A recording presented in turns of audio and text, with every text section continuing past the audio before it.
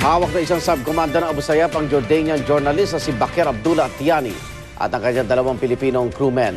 Bagamat kumpirmadong bihag na ang tatlo, hindi pa rin tinuturing ng mga otoridad na isa itong kaso ng kidnapping. Mula sa Zamboanga City, saksi si June Veneracion. Siya si Yasser Igasan, umano'y spiritual advisor at isang sub-commander ng Abu Sayyaf na pinaniniwalaang may hawak ngayon sa Jordanian reporter na si Bakir Abdullah Attiani at dalawa niyang Pinoy TV crew. Kabilang daw si Igasan sa listahan ng mga kakapanayami ni Attiani sa kabundukan ng Sulu. Nasa ilalim siya ng kontrol ni Radulan Sahiron, ang 57 anyos na Abu Sayyaf leader na binansagang Commander Putol. Si Radulan Sahiron, siya ang pinaka-leader ng Patikul Group. Siya ang sinusunod dyan sapagkat siya ang pinaka-veterano, pinakamatandang leader ng Roge Menelep Abu Sayyaf Group dyan sa area.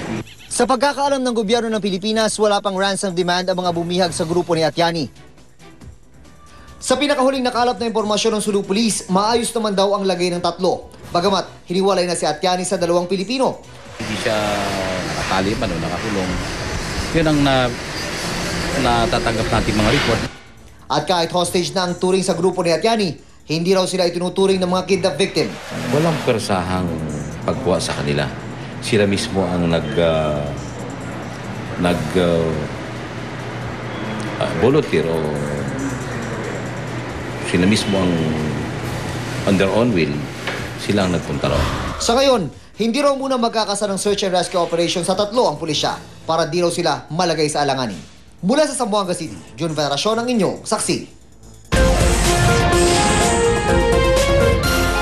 Sa sports saksi, handa na sumabak ang 11 atleta ng Team Philippines para po sa London Olympics. Umasa sila makakakuha ng medalya ang Pilipinas sa prestihiyosong sporting event. Saksi si Rafi Tima.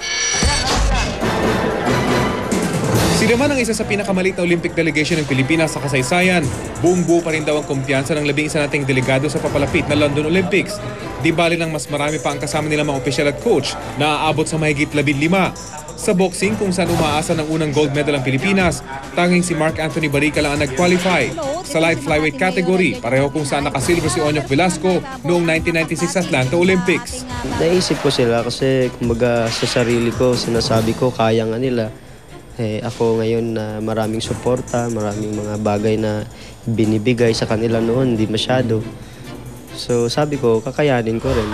Tiwala rin ng long jumper na si Maristela Torres na mas maganda ang magiging performance niya sa ikalawa niyang Olympic game kasunod ng 2008 Beijing Olympics. Iba na yung naka-experience ka dati kasi alam mo na. So ngayon, very excited lalo na nalalapit na. First time naman sa Olympics ni Rene Herrera pero 5 beses na siyang defending champion sa 5,000 meter run sa Southeast Asian Games. Aim ko na mag-qualify sir hanggang sa finals sir. So yun ang aim mo, maka-qualify hanggang finals? Pag nakarating ng finals, siyempre sir, aim na manalo sir. Handa na rin ang mga swimmer na sina Jasmine Alcalde at Jessie King Lacuna na kung di man daw makasungkit ng medalya ay tiyak may matututunan sa kanilang magiging Olympic experience. Di namin alam kung anong mapiplace namin. So, ang sa amin lang siguro is to place well and to perform our best. I think that's a good accomplishment na. Kasi dito mo lang din sila makikita, like sila Michael Phelps, yung nag-8 golds nung last Olympics, sila Park Taiwan sa Asian, yung pinakamagaling. Siyempre, masyashock din naman po. Pero siyempre, lalabanan din namin sila ng kaya namin din sila. Kasama rin kakatawan sa Pilipinas sa London Olympics, ang shooter na si Brian Rosario, weightlifter na si Hedelin Diaz, BMX cyclist na si Daniel Kaluwag, at Filipino-Japanese judo athlete na si Tomohiko Hoshina. Ang mga archer na sina Mark Javier at Rachel Ann Cabral humabol sa huling Olympics qualifying event kahapon sa Amerika matapos mag-5th at 6th place. Si Philippine Olympic Committee President Jose Pepinco Huangco umaasang mapapabuti pa sa hinaharap ang paghahanda ng ating mga atleta. These athletes have prepared as best as they can. And I am not completely satisfied. I still believe we can do better in training and conditioning them, but we're on that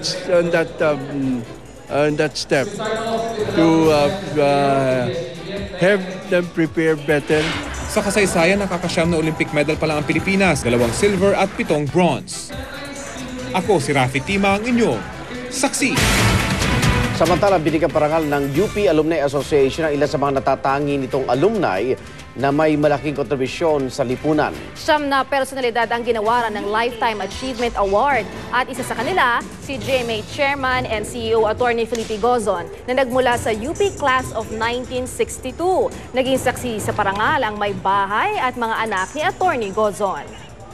Kabilang din sa mga Lifetime Achievement Award yan dating Supreme Court Associate Justice at Lead Defense Counsel sa impeachment trial na si Serapin Cuevas, Health Secretary Enrique Ona at Aurora Governor Villaflor Angara Castillo. Kinilala naman bilang most distinguished alumna si dating Ambassador Delia Domingo Albert.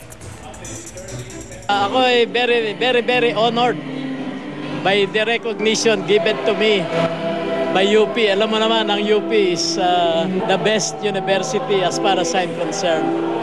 At itong mga honor na binibigay nila, hindi ka nag-a-apply dyan in fact, I didn't know they were considering me. Si Attorney Gozon, binabati natin at harinawa na maipagpatuloy niya yung ginagawa niyang kabutihan at pagpapaunlad ng media, no?